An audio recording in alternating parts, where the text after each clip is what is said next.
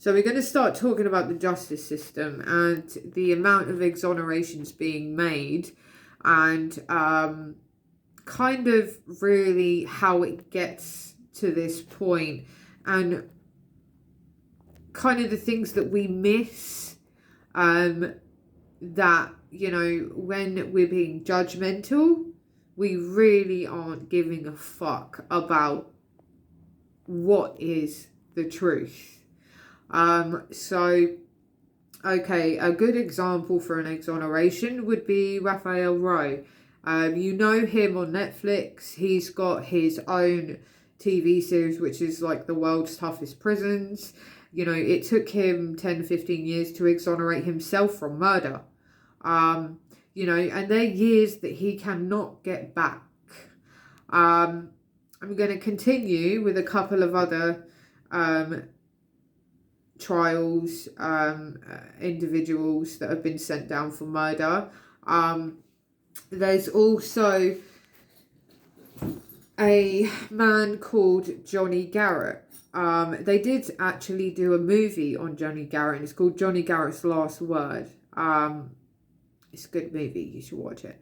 But he's another one, which he was sent down for raping and then killing a nun, and he got death row.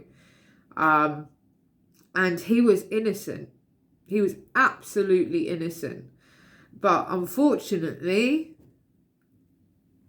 he actually ended up, you know, hitting his lethal injection. And he was an innocent man. And it was found afterwards that he was an innocent man. So, you know, when you're kind of sending innocent people away for things that they didn't do, it's being brought to my attention that there's too many exonerations and too many innocents that get caught in the crossfire. And the thing is, it shouldn't be happening. It shouldn't be as casual as it is at this point in time. You know, there was another gentleman, he was young when he was put away. He was away for 20 years. He was a black male, wrong place, wrong time. You know, it was again on Netflix. I can't think of what it was called though. But basically he was sent down for killing a police officer. And at the time, you know, when you're a police officer or you're someone in that kind of area, you know, you have marches made for you at your funeral, and you know what I mean, flags and everything. And this guy was painted to be a really good guy, this policeman, but he wasn't at all. He was a dodgy little fuck. And it just so happened to be that this gentleman went into Kmart to get some nappies, and at the time this police officer was in his car and he'd been shot up close range through the window, more than once, in fact. I think one in the head and a couple in the chest. And so he got sent down for it. And it literally was as simple as him just going in and out, not even hearing a gunshot or anything like that, and just getting back in the car and driving off. Only to find that days later, he's got two detectives which were closely working with the detective, well, policeman, whatever, that got shot and killed. So they were very, very, as you will, very judgmental and opinionated. But he just gets a knock at the door. And they just say they're just going to take him in, and they're trying to blame him for his death. And it's like, So they managed to send this man down, and he got put away. And it took 20 years for him to be exonerated. And it's disgusting. It's absolute disgrace. Only to find out that the two detectives that did it were just absolutely heinous. You know, they had put him away just with the only evidence that they could pin it on, really, which didn't make much sense because there wasn't much more than that. And it's simply a video of him going in and out of Kmart. That was it. That, you know, his fingerprints, DNA wasn't on the body, wasn't on his car, in his car, you know, the bullets, the weapon in question, whatever. But this man was sent down only to finally be exonerated, at least I think it was 20 years later. And again, it's disgraceful. And the fact that, I mean, these two detectives and the one that was actually shot were dodgy fucks, and they used to hit up drug dealers. They used to steal their drugs and their money and falsify papers. So can we trust these people that are putting us away? Can we? No, we can't. And I think that needs to be heard and said really loudly. And truthfully, that's a fact more than it is my opinion. You know, we can't trust. Again, there's another case. It's called the Staircase. Again, a gentleman accused of killing his wife, supposedly with a iron poker. And, you know, it was said that the forensic scientists at the time that did the experiments to get the same blood spatter that was found at the crime scene, they purposely did it in a way to get that blood spatter and say, yep, that's solid evidence. And even the gentleman in question, he was on the stand and said, yep, this is what I did. And so it gave this blood spatter. And, you know, this man had to be retried because they had found all of these things out after the first trial. Because obviously, you know, he got a guilty verdict. And so, you know, when you're a juror as well, you're talking about 12 commoners which are judging you. Pretty much. You know what I mean? And when you're in a trial of that nature, anything in your life is used against you. All your fuck-ups, they are going to come to light. Your deepest, darkest secrets are going to be dragged from underneath of you, and you will have no privacy. You will feel violated in more than one way, to the point of no return. So it's almost like breathing is almost a crime at that point. And to do that just shows you that that was a biased opinion already created. And it's pure and simply that they'd already formed an opinion in their mind and thought, hey, you know what? I'm going to purposely do this little experiment, take it to the courts, then sit there and say truthfully and honestly that this is the case. No. You know, that is a disgrace. That's disgusting. It's not, you know, something that should be taken lightly. And what I'm finding is that there's more and more exonerations being made. But it's taking years and years. And these are years that people cannot get back. They're always going to be seen as a criminal. You got to think what you're doing to someone, especially being a juror. You're there to judge supposed facts, to make your, you know, verdict. And, you know, if people think that, you know, if they don't like you, they're going to go, well, you're guilty, you know, and that's not what it's about. It's not about that at all. You know, you can falsify evidence, DNA, fingerprints. That's easy. People don't realise how easy it is to tamper with supposed evidence.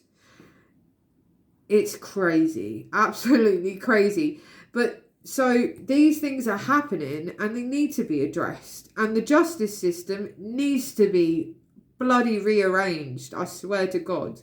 To the point that actually we shouldn't be having 12 commoners on the jury. The jury, for me, should not exist at all, because that only gives room for judgment and opinions rather than what really needs to be done in some of these cases. It's all very well if, yes, they did do it, fine, you know, and you do have that circumstantial evidence, which is fact, and it cannot be, you know, tampered with.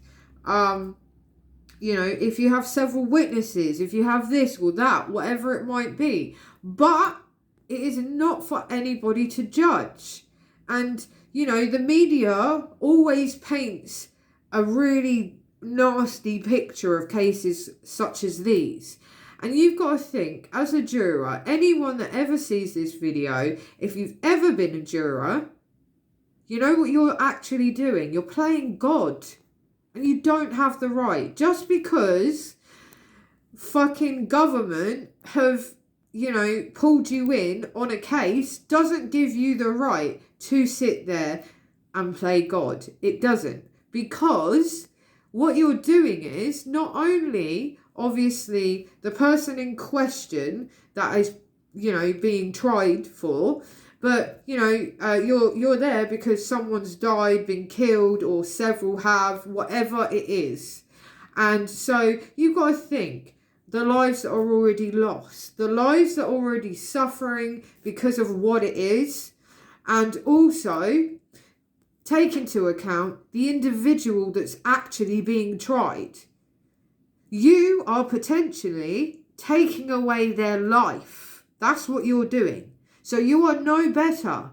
So that's why it is imperative that the justice system within the courtroom needs to be addressed and changed entirely. Because it's easy to paint a nasty picture of someone. Absolutely goddamn easy to do so. And, you know, if you do sit as a juror, and you know, make the guilty verdict and you send someone for the death sentence, honestly, if they haven't committed the crime, and I know some of you that have probably given the guilty verdict actually might have a bit in the back of your mind where you say, well, maybe he could be innocent or she could be innocent, you know, but I know you're only supposedly going on what they give you as evidence, but you got to think, you know, what the fuck does their past history and their dirty secrets have to do with the case? It doesn't. That's the point. That's why this whole court system and justice system is a load of bollocks, pretty much. You know, and we're putting away innocent people all the time. Like I say, there's too many exonerations being made, which just shows you how much you cannot rely on the justice system. So if you do get a chance to become a juror, please make the right choice. Don't just take it for what it is, honestly. Sometimes it can be black and white, but at the same time, it's not. You've got to read between the lines. You've got to hit that grey area and you've got to study it.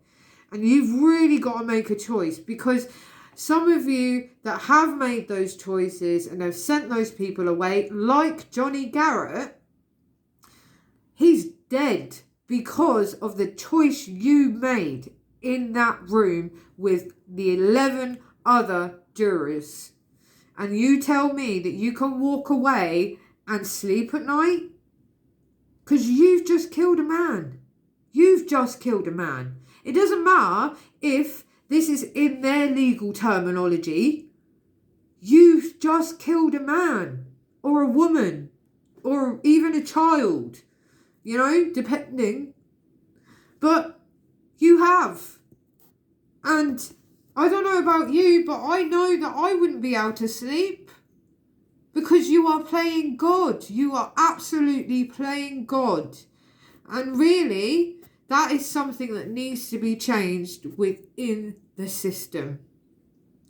And hopefully, If enough of us can gain some friction, we can do that. We can work together, because I'm seeing about 95% of people within prisons that don't belong there.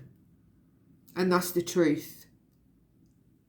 I guarantee some of the nicest people are actually in prisons. And, some people might say otherwise, but again, it's judgment. That's what you're doing. You're judging somebody.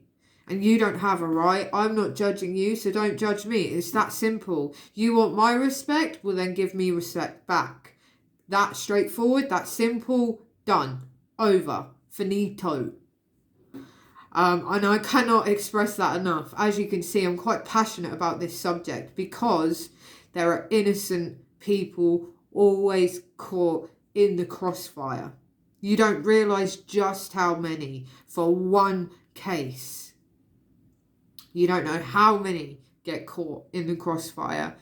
And, when you are given that chance and that power to play God, like I say, you may be, summoned by the court to be there, but still, it's neither here nor there. It just means that you really need to pay attention to detail. You need to observe the person in question and their nature. You need to observe their body language. You need to observe how they react to certain people, witnesses on the stand. You need to observe how the defense works against them, and how they'll easily paint this picture of this really self-destructive, neurotic, psychotic, sociopathic killer, and they'll make out, about, an innocent life has been taken, all these things. And you know what? A lot of you do feed into it. You absolutely do. And it's sad. It makes me sad. It really does. Because we can be better than that. I mean, people say one man can make a change. But you know what? It takes the rest of us to also, come along and take that stand too. For that change to be definite. And it doesn't take a lot. It really doesn't take a lot. So, there's many other cases that I can mention, with other people, with crimes of passion, for example. There's a lot of trials that actually kind of are in that category. They follow with crimes of passion. And it's sad, really, because the mistakes we make turn into something else. And again, someone innocent gets caught in the crossfire. And, even when a man or a woman is exonerated, they can't get their lives back. They, however long they've been in there, they've lost that part of their life. But then they come out and then they have these judgments from us and media.